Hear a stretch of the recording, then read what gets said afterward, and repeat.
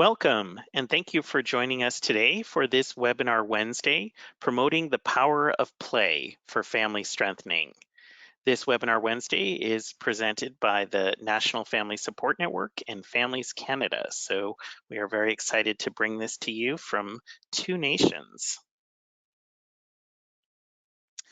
My name is Andrew Russo, and I'm the co-founder and director of the National Family Support Network. And I'm just going to walk us through some orientation to this webinar. If you are joining us online, you may listen directly through your computer speakers.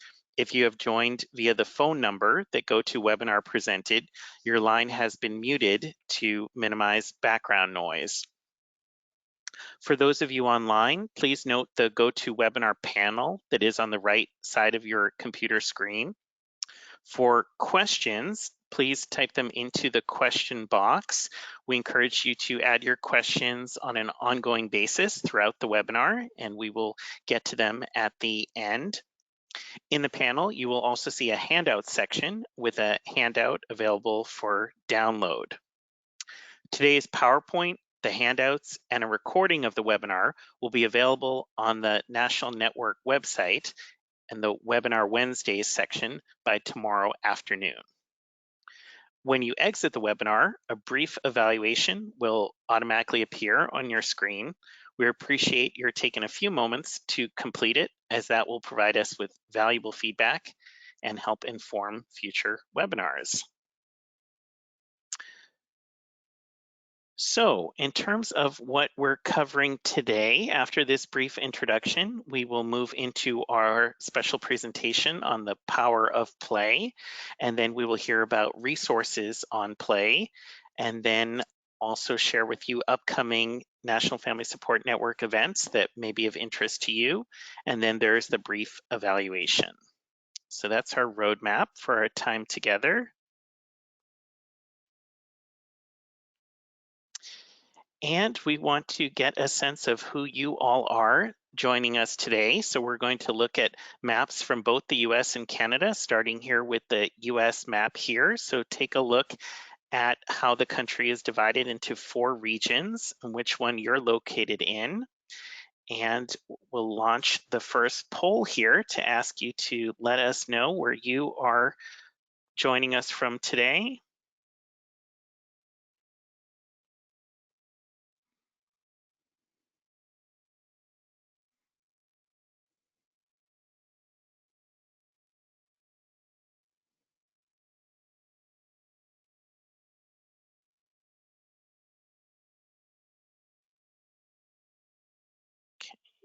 Last moments to vote here. Great. Let's take a look. So we have 18% joining us from the Northeast. We also have folks from the South, from the Midwest, and from the West and Pacific, and also from Canada. So every place is represented, which is really exciting. And now let's look at the Canadian map, which is also divided into these 5 regions here. Ask you to identify where you are joining us from for the Canadians.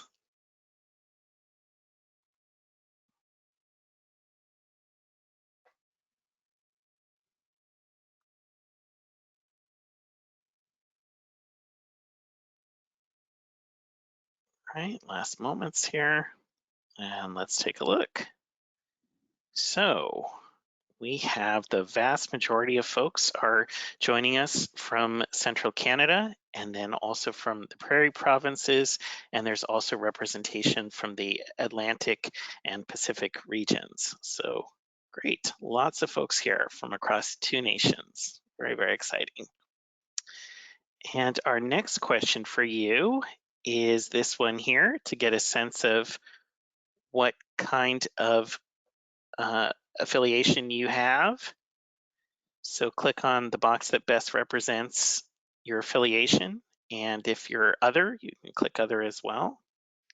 These polls actually only allow us 5 choices. So we're limited in the number of options we can give you. but this will at least give us some sense.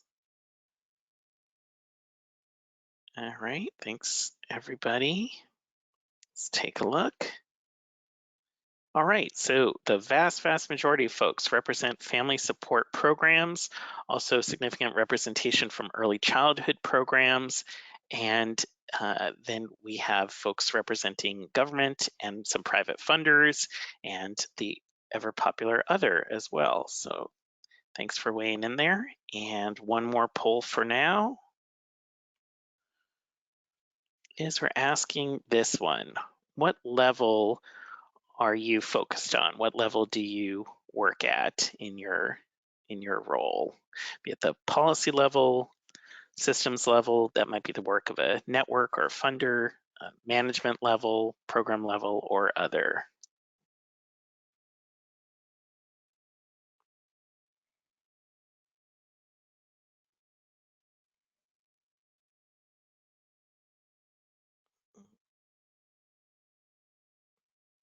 Right, let's take a look. So here we go. So the vast majority of folks, 65% are working at the program level. Next highest is management level with 19%, and then we also have people working at the systems and policy level and other as well. Great, so we are glad to connect with all of you today. In terms of the National Family Support Network that organizes and provides these Webinar Wednesdays, just to give you a quick sense of who we are comprised of state networks of family support and strengthening programs called family resource centers. So we're a membership-based organization with networks of family resource centers being our members, and these networks exist in 30 states plus the District of Columbia, representing more than 3,000 family resource centers that serve more than 2 million people annually. And our mission is to promote positive outcomes for all children, families, and communities by leveraging the collective impact of state networks and championing quality family support and strengthening practices and policies. And our vision, simply put, is that that whole map would be green, that all families would be able to access quality family support programs in their communities, such as through family resource centers that are supported by strong, effective networks. So if you happen to be from a state that is not colored in green on that map, we would love to talk with and connect with you. So feel free to reach out to us. So that said, we at the National Family Support Network are very honored and privileged to welcome these presenters here today from our partner, Families Canada. The National Family Support Network and Families Canada have been connecting and collaborating on things for several years, and now we actually officially launched our partnership earlier this month, which is very exciting to have that official partnership. And this will be introduced by Kelly Stone, the CEO of Families Canada, and then we'll hear also from Dr. Mariana Brussoni with the University of British Columbia on the power of play. And then Zindu Salih will be sharing resources about play that are available through Families Canada through its work on this topic. So we are especially excited at the National Family Support Network to introduce this topic, as this work is very well developed in Canada and is less commonly looked at here. So we're glad to welcome their insights, expertise, and resources to be shared, and hope that this will create some good international dialogue. So that said, we'll welcome Kelly to go next. Thanks. Thanks, Andrew. Thanks very much. So good afternoon, everyone. I'm Kelly Stone, and I'm the CEO of Families Canada. I'm really delighted that you could all join us this afternoon. This is great fun to be holding this as a joint presentation. Families Canada is a national association of family support centers. Our members are community level organizations, like many of you are in different parts of the United States. We provide hubs of services, programs, and resources primarily to low-income and disadvantaged families right across Canada. Our members reach some 2,300 communities, so they can actually impact the lives of millions of families annually, urban, rural, and in every province and territory. For 45 years, Families Canada has been helping members meet the evolving and complex needs of families by piloting and adapting and scaling evidence-based programming, and by providing and disseminating resources for service providers and families, as well as by providing professional development opportunities like this webinar. Families Canada partners with all kinds of stakeholders, private, public, not-for-profit, academic organizations, as well as all the different levels of government. And the job is, amongst us, to turn knowledge into practice. You'd probably agree that a multi-sectoral approach is essential for addressing barriers as well as for strengthening families, whatever their circumstance. We're delighted to be hosting or co-hosting this webinar today as a launch for the new MOU, the new partnership between ourselves and the National Family Support Network under Andrew, which he just spoke of. We've got tons of ideas on how this partnership can benefit members on both sides of the border, and we're just jumping to get at it together.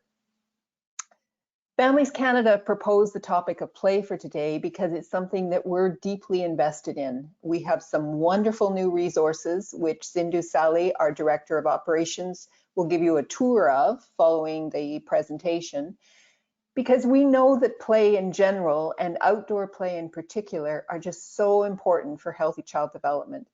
But parents who live in urban spaces may be hesitant for all kinds of reasons to let their children go outdoors alone, or they simply have trouble fitting outdoor play into the schedules of busy family lives. On the Canadian side, this conversation is really heating up. How can we create safe, accessible spaces for outdoor play within our cities? And to that end, we invited Dr. Mariana Brussoni to be our speaker today. Mariana is an associate professor in the Department of Pediatrics and the School of Population and Public Health at the University of British Columbia in Vancouver.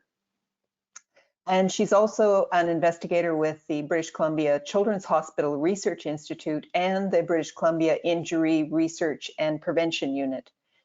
Mariana conducts research on children's outdoor play and risky play, as well as adult attitudes related to children's risk-taking and safety, and designing supportive outdoor play environments.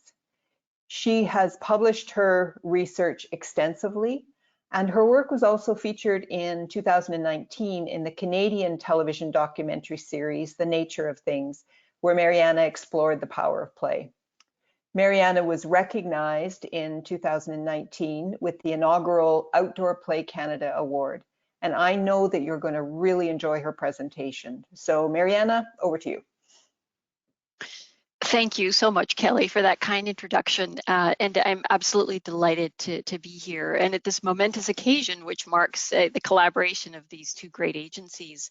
So just to give you a little bit of a background on myself beyond what Kelly was saying, is that I'm actually a developmental psychologist by training. And I've been doing injury prevention research, for a good chunk of time, about 20 years. And so the angle that I'm coming at you from is very much those two joined together. And you might think that my proposing that kids should be outside and taking risks might be odd for an injury prevention professional, but hopefully why will become increasingly clear as we go along. So please feel free to ask type in questions as you go. I will do my best to keep an eye on them, but I might not be able to manage both. So I will, but I'll make sure to have a look, before we finish off the webinar. Okay, so just on to the next slide. So what we're going to talk about today, kind of a big picture, is really the what, why, and how of outdoor play. So what is it? Why is it important? And how do we support it? And just click next. And of course, now we're in the midst of a pandemic, and so all of this will also be considered in the context of COVID-19 and the significance of outdoor play with what we're going through right now. So next slide. I find it incredibly helpful with my presentations to just get everybody to spend a couple of seconds just thinking about their own favorite childhood play memory. So I would invite you, those of you who can, to close your eyes and just think back to your favorite play memory. What were you doing? Who you were with? The kinds of sights and sounds and smells. Just really take yourself back to that memory. Okay, and then I'm hoping that we can launch the poll. I'd like you to tell me, let's see, do I need to do that? I'll just see if I can. I'll do it for you. Oh, did I launch it okay? Oh, you did it. Yes, Great. Hooray. So if you could just vote, you know, your favorite childhood play memory, where were you? Were you inside or were you outside?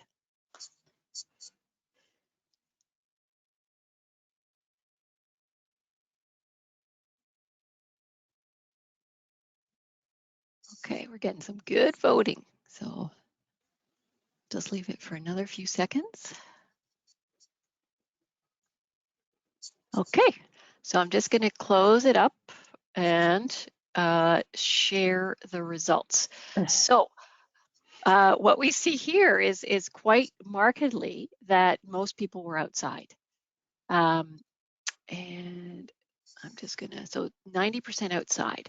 Now, if we go back to the slides, if you go to the next slide then, so what we find actually is that this is quite typical, that adults really seem to remember the outdoors as a special place in their play memories. Now, why is that? And I would actually ask you to reflect on that now, you know, as you're thinking about your favorite play memory. What was it about being outside that was just so amazing and special to you? And normally, ideally, we'd be in person and I could, you know, delve into some of your stories and hear about some of the wonderful things you got into. Unfortunately, I'm just going to summarize some of the things I've heard.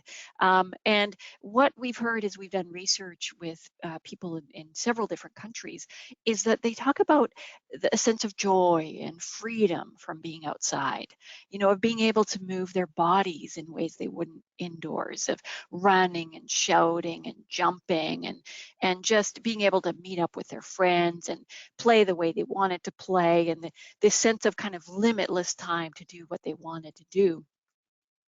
And so, in fact, when you think about kind of those features of outdoor play, those and many others, it actually becomes very apparent that outdoor play is fundamentally different from indoor play and offers some very important kind of experiences that are actually really critical for children's health, development, and well-being.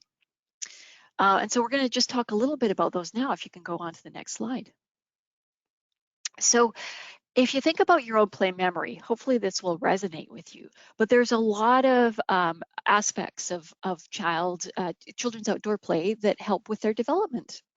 So just to give you some examples, let's say, you know, kids are out with their friends, they're deciding on what they're going to do and how they're going to do it. They're regulating their own disputes. They're figuring out how to play with each other. Well, that's all really important for socio-emotional development. And they're also thinking about how to regulate their emotions in the context of playing with others and so on. And with cognitive development, you know, they're planning their own goals. They're figuring out the steps to attain those goals. Well, that's really important for their executive functioning and the way that they really are able to focus their attention on a task and keep going on that task. And that's a muscle like any other that needs to be exercised.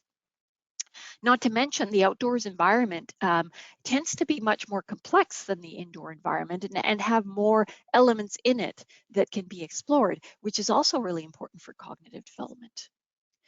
In terms of physical development, I mentioned that, people move in different ways outdoors than they do indoors. They're allowed to do more things. Nobody's telling them, shh, inside voices or don't run or whatever. And so they're able to explore their body and how it moves in space in ways that they wouldn't be able to do indoors. And related to that, actually, we know that kids are more physically active outdoors than they are indoors. So that's really important for trying to manage our concerns these days around a physical inactivity and obesity crisis in kids. And finally, one of the important aspects of outdoor play is the benefits to mental health. And this happens in a number of different ways. First of all, just being outdoors, exposure to natural materials, nature, etc., is actually really calming and soothing and makes children actually feel a lot better. But also in terms of kind of being able to kind of say try new things with their own bodies, figure out how they're going to move their bodies and actually succeed and fail and become more resilient because of that. That's all really important for mental health. So just next slide or next thing.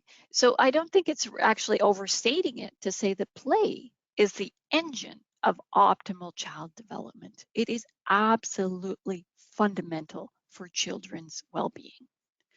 So next slide. The other thing that I really want to highlight about the importance of play is actually the potential for reducing inequities. And this is something that we need to be concerned about in all of our activities. So you're probably, many of you might be familiar with the Perry Preschool Project. It's quite famous. It was started in the 60s, and in fact, they're still following up the participants to date. And so it was 123 kids, African American, living in poverty, who were at age 3 to 4 were randomly assigned to one of 3 conditions. One being kind of direct instruction where the teacher directed the activities. The other would be more nursery school where there was kind of play, not so much teacher directed, but certainly more so than the Perry, what they call the high scope preschool program. And so you can see in the table, for example, that with the direct instruction, there was significantly more teacher-directed activities than the others, a lot less of the fantasy role play and other kinds of things. And so what's really remarkable about this study, which I'll show you in the next few slides, is that, first of all, they did very long-term longitudinal follow-up with these kids. They're actually now in middle age, and they're following up even with these kids' kids. And so if we go to the next slide, even way back, when they were 27 years old, what was found that the kids who participated in this program, and I should mention this program also included kind of regular home visits, had less arrests, were less likely to be on welfare, had higher earnings, were more likely to own their own home, and were more likely to be high school graduates. And so this program, and there's been a ton of research done on it, really speaks to the importance of that kind of high quality early childhood environment, and in particular, making sure that there's a focus on play. So if you go to the next slide, in fact, this is some of the research on the children of these children, showing that even they are experiencing very positive effects, in terms of completion of high school, likelihood of being suspended, addicted, or arrested, and being in full-time employment. And if you're interested in this, I'd encourage you to go have a look at heckmanequation.org, which has a whole bunch more info on that.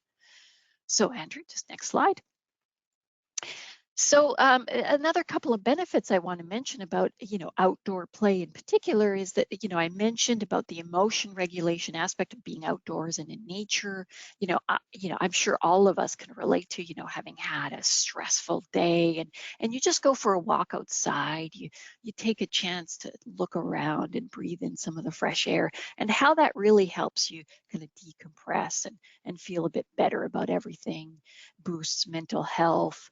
And the other thing that's important is that getting kids out of nature is important for their environmental awareness. You know, if they understand the importance of nature at a young age, they're much more likely to understand the importance of sustainability as they grow up, and to take efforts to be environmentally responsible. Next slide. And the last thing that I really wanted to mention and highlight, and it stems from my own work in injury prevention, is that this opportunity to get outside, to play, you know, pretty quickly children will be taking risks. You know, they'll be climbing, or they'll be running really fast, or play fighting, or, you know, building shelters, or whatever the case may be. They'll be taking risks, and that is quite important for the development of risk management skills. And what I tell my colleagues in public health is that keeping kids safe means letting them take risks. There is no other way to learn how to keep yourself safe and how your body works in interaction with the world other than to try it. It's not something that's going to be able to be taught in books or by just saying it. Children have to experience it for themselves. So if we give them opportunities to take risks and play, you know, in the outdoors, then they can build these risk management skills that can then be used in other, you know, much more dangerous circumstances, like trying to, you know, cross a busy road. Okay, so next slide. Now, why is this so important during COVID-19? So if you go to the next slide, some of what the research has found is, first of all, just click next, that being outdoors is actually important for building immunity. And there's a few reasons why that's the case. First of all, as I mentioned, kids are more physically active outdoors, and physical activity itself is important for building immunity. Being out in the sun and experiencing the rays of the sun helps you build vitamin D, which is also really key to immunity. And we've already discussed the, you know, the mental health benefits of being outside. So next,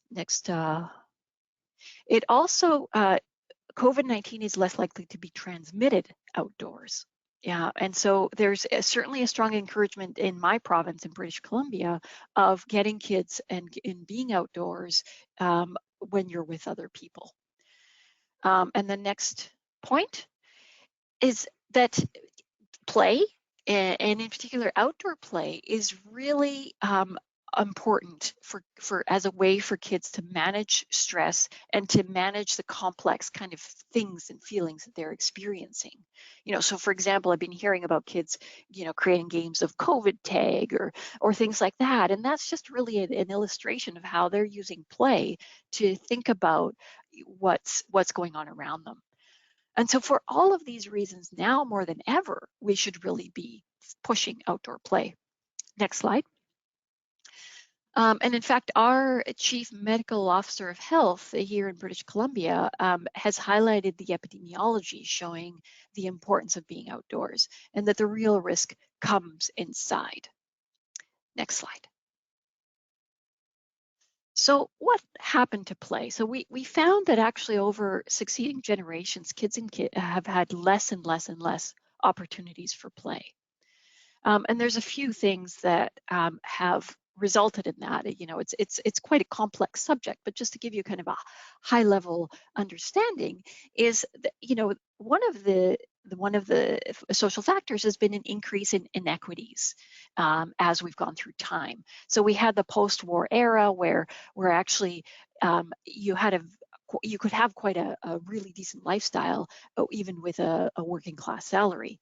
But as there were, you know, recessions in the 80s and 90s and the crisis of 2008 and now this latest crisis, inequities have increased.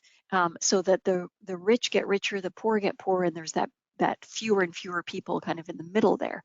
And so the result has been that parents are worried about their kids and their prospects, understandably. And so what that's meant is that they think that they have to curate their childhood more. They have to, you know, make sure that they can boost their chances in the future, get them into the right schools and so on. So they're going to be thinking about, you know, they need to be in all sorts of subjects and you know, taking music lessons and learning several languages, you know, just that kind of attitude that would be like, scheduling the child to make sure that they're doing all of the things that they think will set them up for success. And so related to this, there's been a change in parenting approach where parents are taking much more kind of interest in what kids are doing and deciding how they should be. And coupled with that has been a shift towards seeing children as vulnerable and in need of care, rather than thinking about them as capable and competent. And so if we think that children need us and aren't capable of doing things on their own, then of course that's going to shift the way that we take care of them. And we're going to think that they need to be more supervised and that they need to have more activities directed to them and things like that that really take away their opportunities for their own agency and building their competence. And then some of the other factors that have happened is we've had an increase in urbanization, more cars, more car-centric culture that has taken away, places for kids to play, and of course the proliferation of screens and how enticing screens are. So there's a lot of really complex factors that are coming to play that have impacted how much kids can spend time playing. So just next slide. So I tried to find some US data about kids' play over time, and this is about the best I could do. This is like looking at active travel to school from grades kindergarten to grade 8 from 1969 to 2009. So what you can see here is a very, very sharp decrease after 1969 in kids' active travel to school. And there's a variety of reasons for that, some of which is increasing distances to school, but then, all sorts of other things, including kind of parent fears around the safety of their kids. So next slide. So what are we afraid of? Why is it that we're so afraid of our kids, say, walking to school or just going out to play on their own and those sorts of things? And so what we find from our own research, and you can feel free to comment in the chat box, is that we're one of the big, huge reasons that parents tend to be afraid is stranger danger, this fear of kidnapping. A second reason is that they fear that their child will get injured, seriously injured, and most likely actually to be injured by getting hit by a car.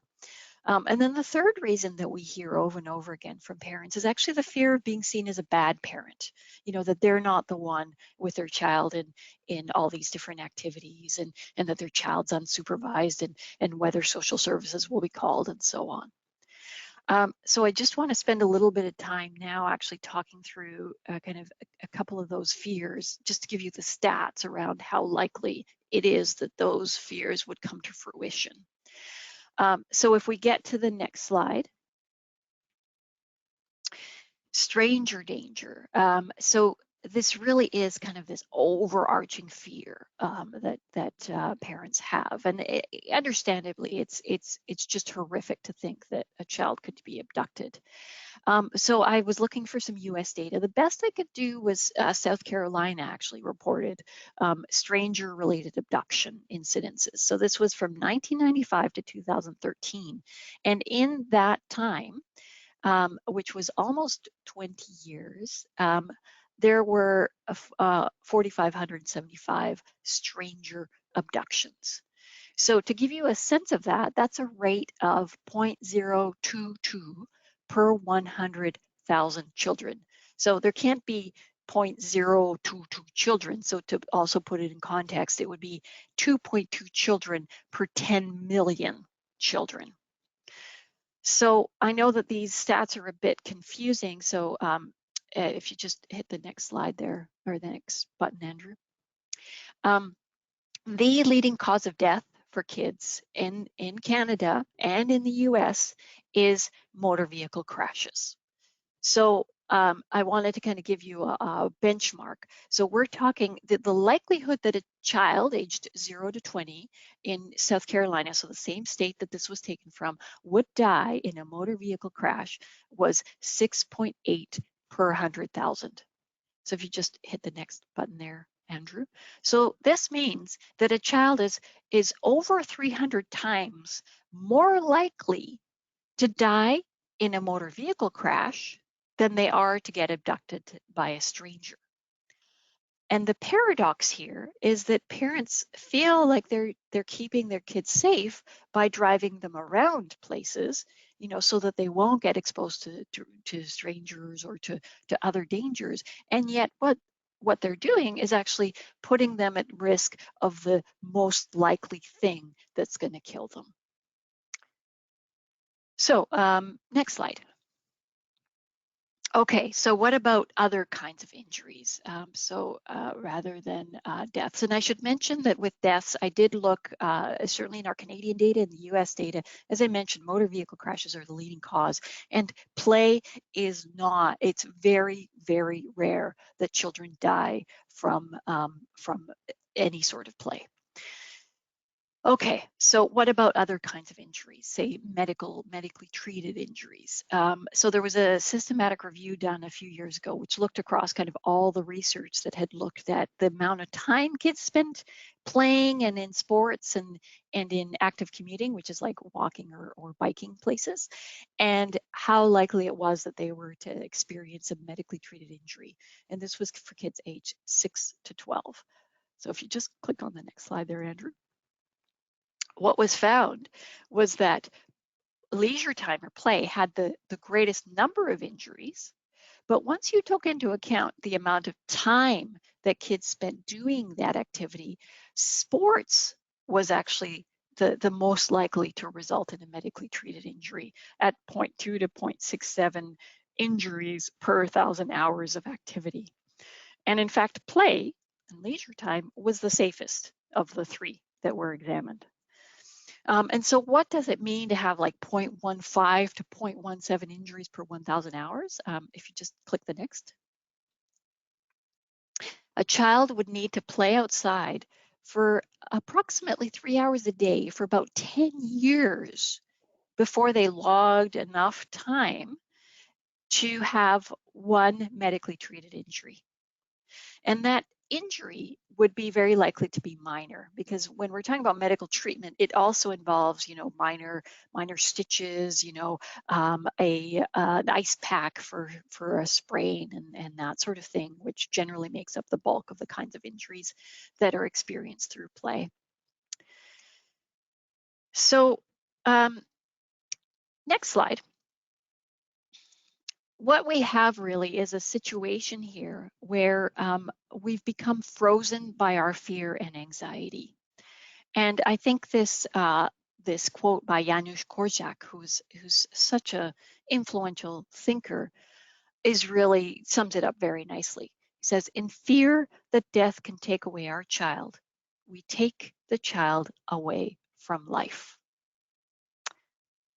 So next slide. So what can we do about this? How do we change these, these fears?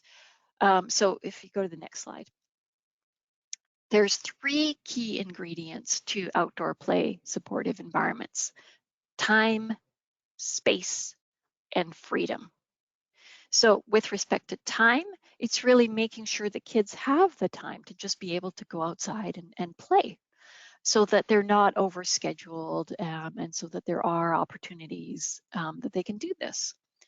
Space is making sure that there is space that's interesting and stimulating for them to hang out in. A lot of the time we find kind of play areas that are sterile, or have fixed equipment that quickly becomes boring for them.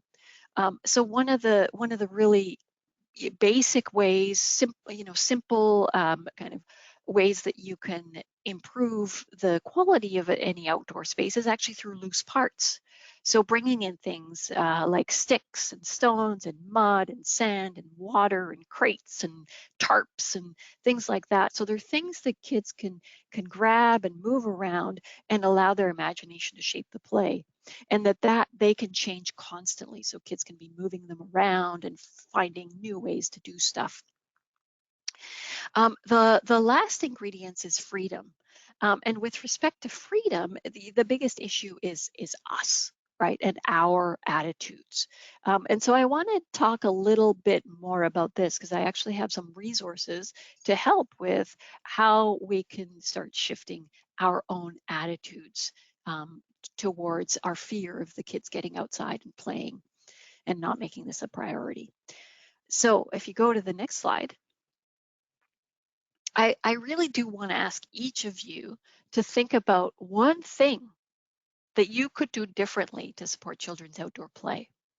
And I don't want you to think about something that's overwhelming. You know, we all would like to take huge leaps forward in this. I want you to really focus on thinking about this as a journey, and that first step in your journey that you think is manageable, that you could do today or tomorrow, and it would start you on that journey. So I have some resources to help you along with that. So the next slide. One of the things that I tell parents and others who ask is maybe, you know, one of the really kind of basic things you can do is what I call the 17-second rule. So what does that mean? Well, next time that you want to say stop your child, you know, say, oh, be careful, you know, don't do that, you know, that sort of thing. Maybe, you know, if you can count to 17, let the situation play itself out a bit more and actually give yourself time to decide if it's actually really important for you to step in, or if that instinct is really you managing your own anxiety rather than allowing the kids to figure it out for themselves. So next slide, I just want to share some resources, and I know Families Canada, Zindu is going to be sharing the Families Canada resources with you, so I'm not covering those here. I'm just giving you kind of over and above those. So next slide. So Outdoor Play Canada, even though it's Canadian, actually has a ton of resources that apply across different contexts, and we post any resources we find from different contexts, including any country, are posted there, so that it's like a one-stop hub where people can find all sorts of different things that can help them support outdoor play. So the next resources I'm telling you are all posted there. So you don't need to remember any URLs, just go to Outdoor Play Canada. So next slide. The Child and Nature Alliance of Canada just last week released this tool called Thrive Outside. And as you can see, there's different kind of, you click on each of these, like whether you're a parent or in a preschool or community provider or whatever, and each of those will lead you to more resources, like really practical advice on how to you know, manage some of the challenges around getting kids outdoors. And the URL is there, but you can also find it on the Outdoor Play Canada website. Next slide. I talked about loose parts. So this is a really fantastic toolkit from Scotland, like the best I've seen.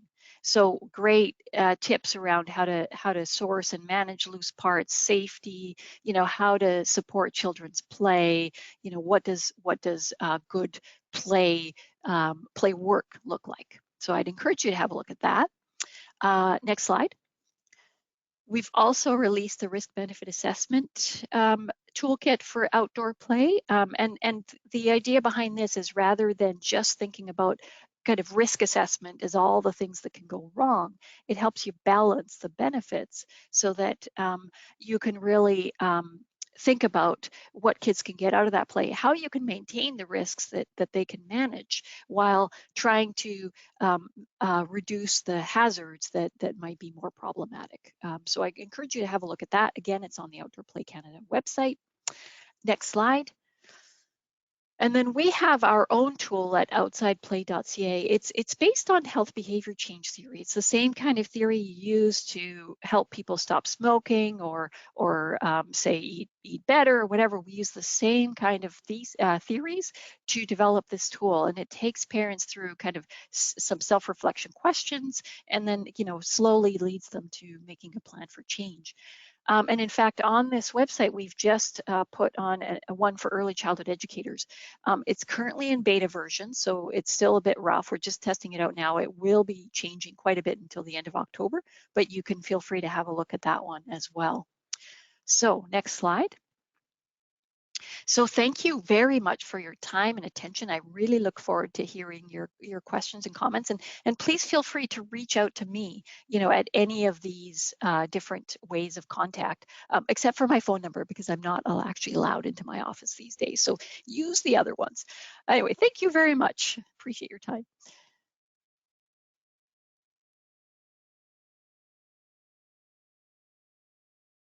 Well, thank you so much, Mariana. I certainly feel inspired to catch up on a lot of lost hours outside, I must say. That was really inspiring. The science definitely leaves no doubt about the importance of play, and especially outdoor play, as you've just showed us in early childhood. And as Kelly mentioned before, play is an area that is becoming increasingly important to family support in Canada and abroad, and it is one of Families Canada's 8 areas of focus. We have been involved in many ways in supporting play, and we've been developing resources that could be of use for service providers and the families that they serve. So this would be in addition to the great resources that you just shared, Mariana. My presentation today is just simply to highlight some of the resources that on play that we have been working on at Families Canada, and that we've developed in partnership with experts and collaborators. Next slide, Andrew, please. Thank you. So, underlining the importance of the presentation that you just heard, we can see from the participation report card on physical activity for children and youth 2020 that children in Canada has not fared very well when it comes to play, and especially outdoor play in general. Families Canada, in collaboration with Participation, co-authored and released this report in June this year. And you can see that from the slide, youth and children in Canada received D+ for overall physical activity and D+ for sedentary behaviors. So not a very good report card to bring home. This is not really surprising, as statistics show that only 1 in 5 children and youth meet national movement behavior guidelines for physical activity, sedentary behaviors, and sleep. The report also suggests that family influence, in fact, is one of the biggest factors that could promote physical activity in children. So you can read or download the report on the link that you see on the screen, or you can download an app that has some great tips and reminders on staying active, as you can see from the picture on the left. Next slide, please. So to respond to this need for promoting play in general, Families Canada has been hard at work, and together with our science partner, the Centre of Excellence for Early Childhood Development at the University of Montreal, we have developed several resources to encourage play. Why Play series is a series of pamphlets and cards that suggests play activities for children 0 to 5 years. It is based on the Encyclopedia on Early Childhood Development, and the brochures are at grade 4 reading level. It is based in science and have been tested with focus groups of parents. What you see on the screen is the 3 original basis of the Why Play brochures. It's a couple of panels of each brochure based on age groups. It can be folded out and is full of really beautiful pictures and great information and tips on promoting play. We've also been developing adaptations of these brochures, including one called Growing Up at My Own Pace. This is to promote play for children with intellectual or developmental disabilities. And another one, a Why Play brochure adapted specifically for First Nations families. These last 2 would be out pretty soon. Next slide, please. As a complement, again, in the Why Play series, a new set of Why Play pamphlets are in the works. They will be released later this year on 4 topics: pro-social behaviors, language development, self-regulation, and emotional expression. And these, again, would be brochures that are based on the signs that promote these specific skills and competencies, and how parents and service providers can do that through play. Next slide, please. Another great upcoming resource is a set of 24 cards that are part of our Why Play series. They suggest simple and fun activities that parents can do with their children. They're at this moment ready to print, and we will be launching them in just a few weeks. So do keep an eye out on our website and social media if you're interested. Also, I'd like to mention that all these brochures and our play cards are available in 6 languages: English, French, Spanish, and also simplified Chinese, Arabic, and Punjabi. And hopefully we'll be able to produce in even more languages in the future. At this point, I also just wanted to mention another great resource that you can look at. You can get a lot of information and ideas to promote play, especially physical activity, by visiting the website of Active for Life, a Canadian not-for-profit social initiative. And they have some great resources for service providers and educators and parents. Check out activeforlife.com. And also stay tuned for an exciting announcement about Active for Life and Families Canada coming soon. Next slide, please. So the resources that I just shared with you are mainly focused on parents. So these are tools that can be handed out to parents, basically. But we are also looking at building the capacity of service providers to promote play in their work. And Families Canada has been working on an online course on play and early childhood development. What you see on the screen are a couple of screen grabs of the draft modules. It is a compilation of brief micro lessons that are in plain language and very interactive. And the content has been sourced from the Science of Early Child Development. It's an initiative of Red River College in Winnipeg and the Encyclopedia for Early Childhood Development. Next, please. Next slide, please. Yeah, so what you see here is the inside page of one of our really lovely resources online.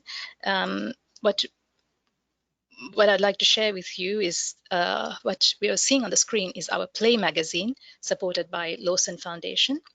In this issue, we point you towards opportunities and tools that will help you really look into outdoor play concepts. And you can download a copy on the link that you see on the screen as well. Next slide, please.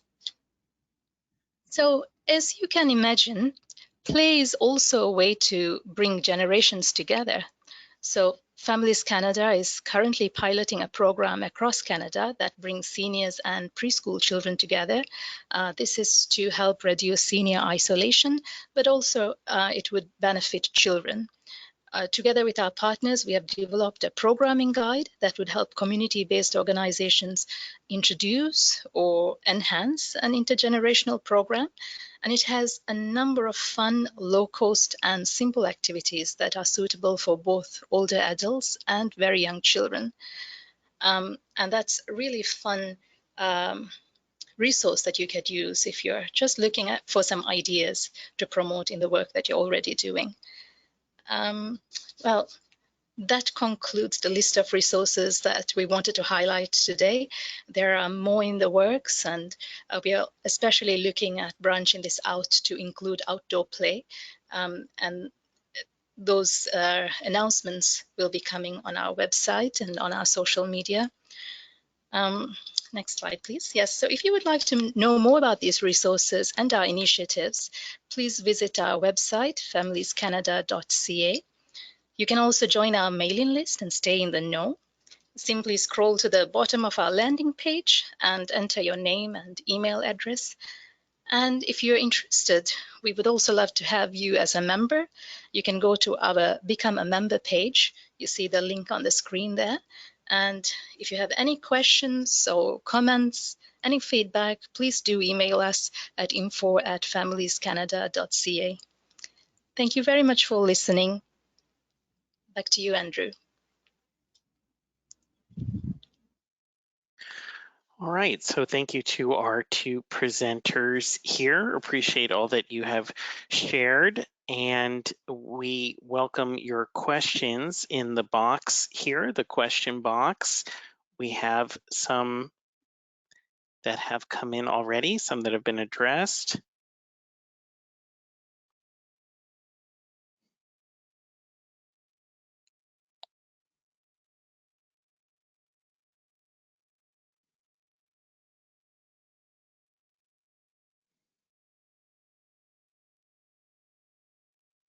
Okay,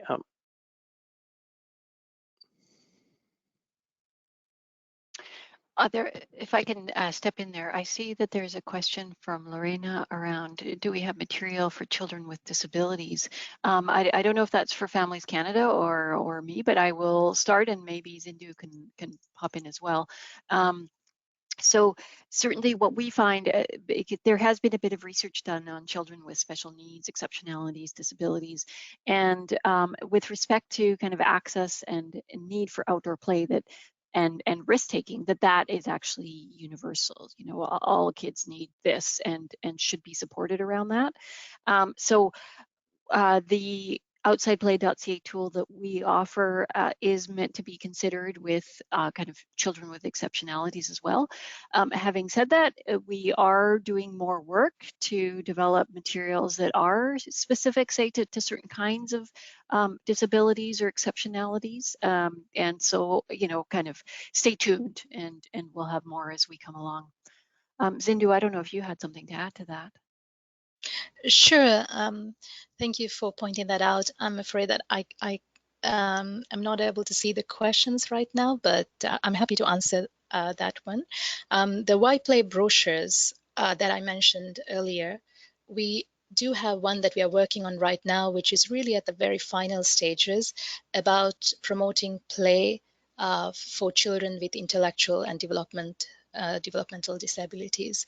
And we produced this brochure in partnership with an organization that is specializing in supporting families with children with disabilities.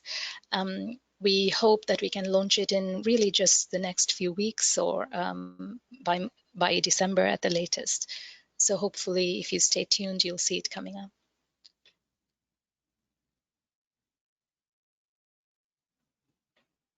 So there's a couple of other questions. So how can we cancel parents through their fears of allowing their child to play outside? So I know this one came in before I mentioned our outsideplay.ca tool, but it's helpful to send them there.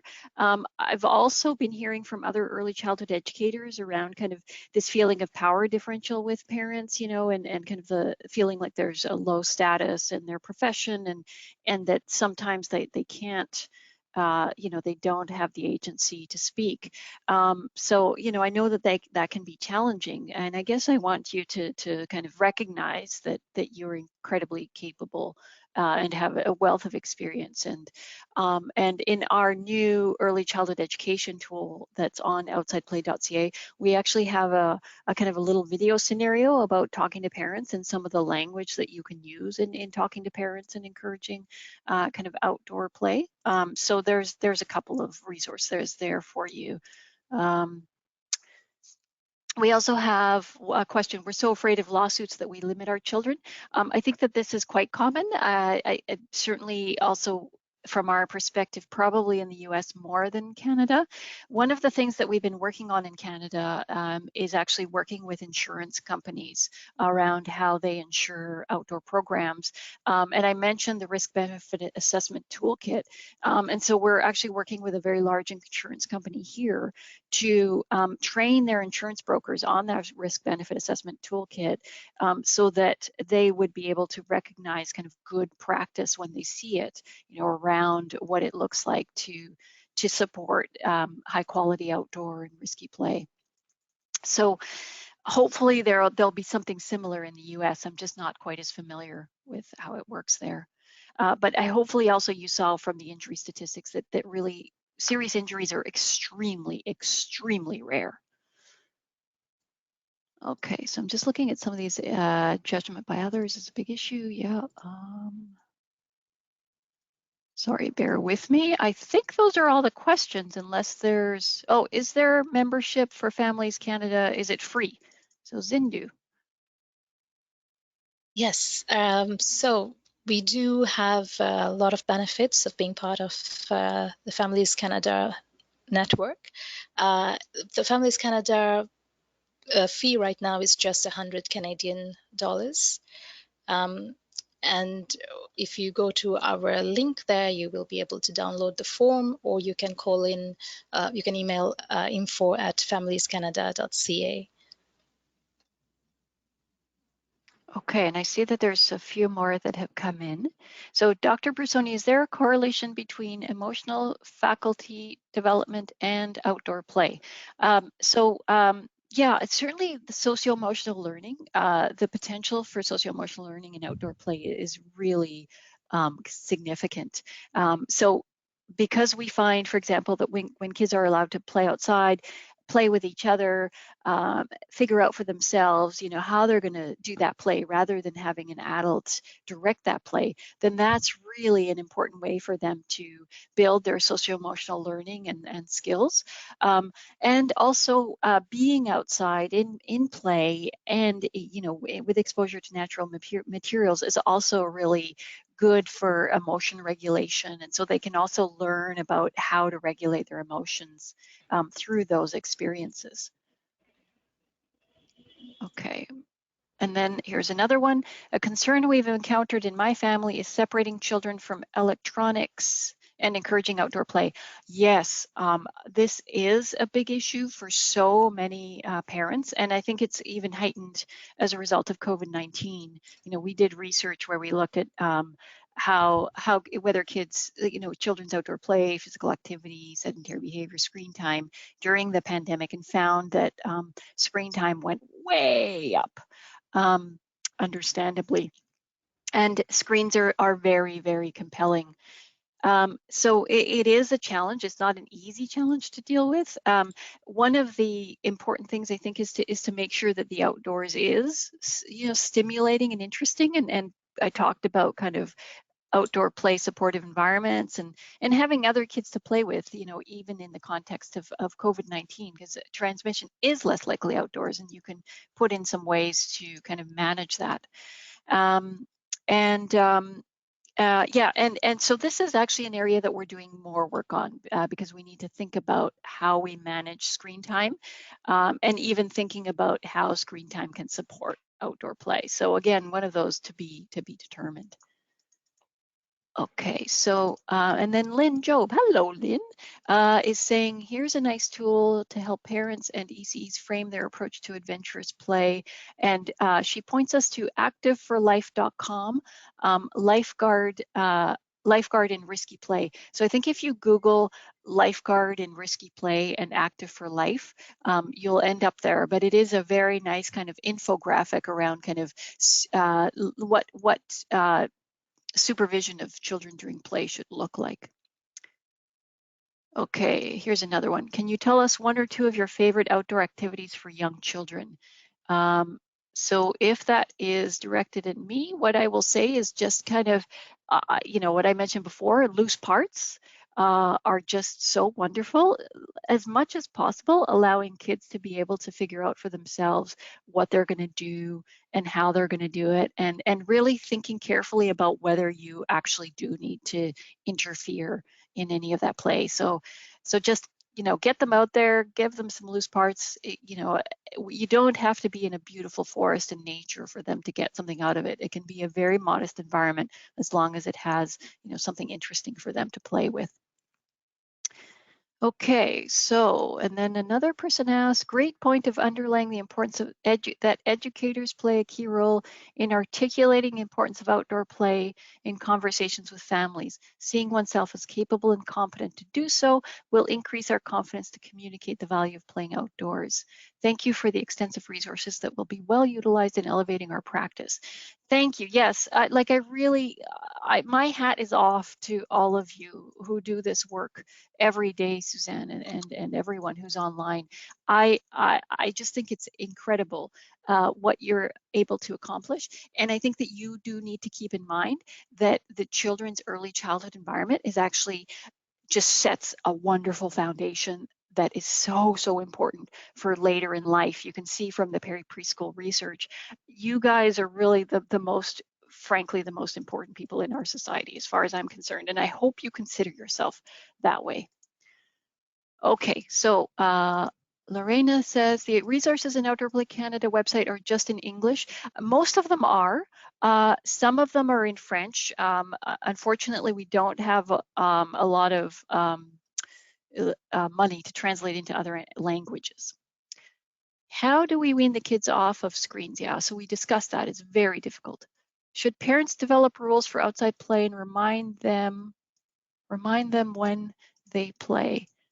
Should parents develop rules? I'm not sure I understand that one, but I think in terms of kind of what outdoor play can look like and how to fit it in, I think it's wonderful if you can have a conversation with the kids, get them involved in this. And even when you're doing kind of risk management and that kind of dynamic risk benefit assessment where, you know, let's say they're trying things out that you're getting uncomfortable with, as much as possible using empowering language with the children so that they, you know, that the decisions are in their hands. You know, things like that stick, you know, it's a pretty big stick. How much space do you think you need for that? Or, you know, if they're play fighting, are you both enjoying yourselves? How can you let each other know if things change? You know, those sorts of things where you very much involve the child in that kind of risk management that's going on. I'm just seeing if there's others. I think those are all of them, but please let me know if I've missed any.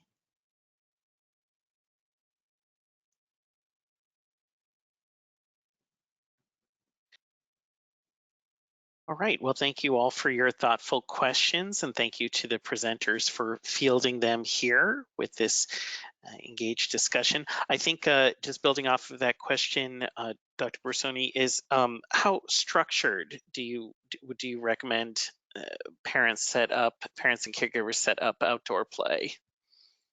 Well, I guess it depends on your purpose. So there's some research showing that in terms of kind of if educators really want to facilitate physical activity in particular, then there's things that they can do to really foster kind of activities that promote that.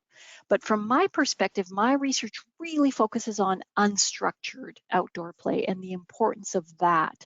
And so what you want as an adult to do is to provide, you know, a stimulating environment to reduce hazards so that children can, you know, feel comfortable exploring that space, and then to basically get out of the way.